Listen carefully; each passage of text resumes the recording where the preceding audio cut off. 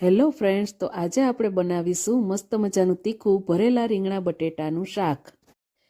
તેની માટે આપણે બટેકા લેશું અને તેની છાલ ઉતારી લઈશું અને તેના આપણે મોટા એવા કટકા કરી લઈશું.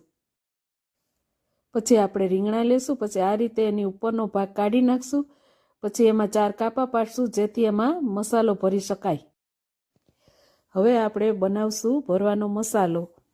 એમાં આપણે લેશું 1.5 ચમચી ધાણા જીરું, 1/2 ચમચી હળદર, 1/2 ચમચી નિમક, 1.5 ચમચી જેટલું લાલ મરચું પાવડર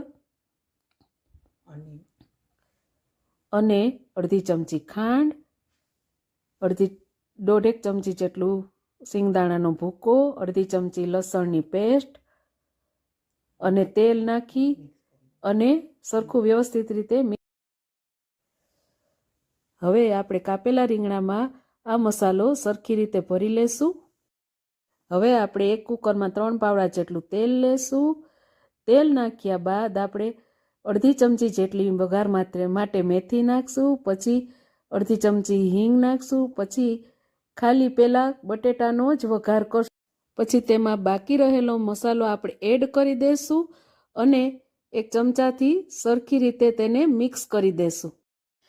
પછી આપણે એમાં જે ભરેલા રીંગણા છે એ ઉપર ગોઠવી દેશું તેથી તે વધારે પડતા ચડી ન જાય.